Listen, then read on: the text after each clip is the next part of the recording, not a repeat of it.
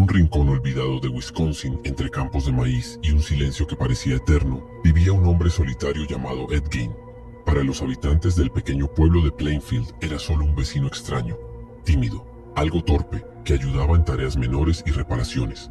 Nadie imaginaba que detrás de esa mirada vacía y de su voz pausada se escondía una mente fragmentada, moldeada por una infancia de miedo, aislamiento y fanatismo. Ed creció bajo el dominio de su madre, Augusta, una mujer profundamente religiosa, obsesionada con la pureza y la condena del pecado. Le repetía día tras día que las mujeres eran instrumentos del mal y que solo ella representaba la virtud. Su padre, un alcohólico sin autoridad, apenas hablaba. Y así, entre golpes y sermones, Ed fue aprendiendo que el mundo fuera de su granja era peligroso y corrupto.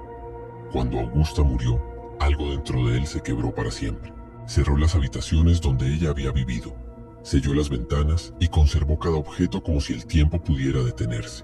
Dormía junto a sus cosas, hablaba con ella en la oscuridad y empezó a leer libros sobre anatomía, experimentos médicos nazis y rituales antiguos para resucitar el cuerpo humano. En sus delirios, creyó que podía traerla de vuelta, no como espíritu, sino como presencia física. Esa fue la semilla de su locura. Durante los años 50, en las noches más frías, Ed se escabullía a los cementerios cercanos con una linterna, una pala y una calma escalofriante. No robaba dinero ni joyas, buscaba piel. Seleccionaba los cuerpos de mujeres de mediana edad que se parecían a su madre. Luego, con una precisión que mezclaba ternura y horror, los desmembraba para fabricar con ellos un traje femenino completo, una segunda piel que, según confesó más tarde, le permitía sentirse como su madre, vivir dentro de ella. Cuando la policía irrumpió finalmente en su casa el 16 de noviembre de 1957, tras la desaparición de la tendera Bernice Warden, lo que encontraron fue indescriptible. El sheriff, un veterano con décadas en servicio, vomitó en el acto. En la cocina colgaba el cuerpo de la mujer. En el resto de la casa había sillas tapizadas con piel humana, máscaras hechas con rostros reales, cráneos convertidos en tazones, y una caja con labios que usaba como tiradores de ventana. Todo estaba cuidadosamente ordenado, como si fuera un museo privado de su obsesión. Pero aquí viene lo curioso. A diferencia de lo que muchos creen, Ed Gein solo asesinó a 2 personas confirmadas. El resto de sus materiales provenía de tumbas. Sin embargo, su crimen no fue medido por números, sino por el impacto cultural que desató. En el juicio fue declarado mentalmente incompetente y pasó el resto de su vida en un hospital psiquiátrico, donde se comportó con una calma casi infantil leyendo cómics, tallando figuras de madera y sonriendo cuando le preguntaban por sus obras. Nunca mostró arrepentimiento, ni orgullo. Solo decía, no recuerdo haberlo hecho. Tal vez fue otra parte de mí.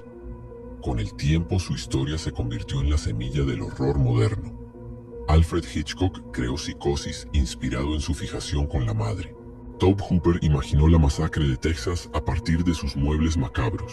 Y Thomas Harris le dio vida a Hannibal Lecter, tomando de Gein su fascinación por la piel.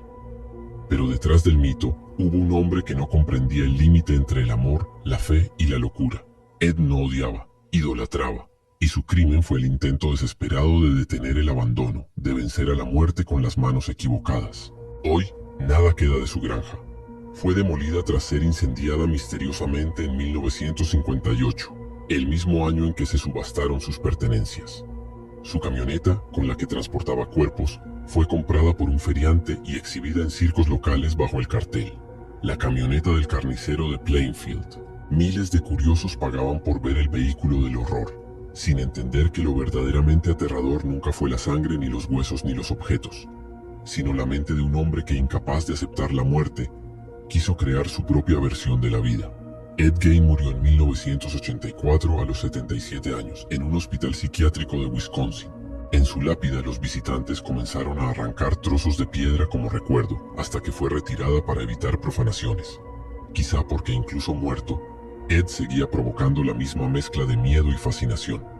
Su historia nos recuerda que el verdadero horror no necesita fantasmas ni demonios. Solo la soledad, el dolor y una mente que no supo dejar ir.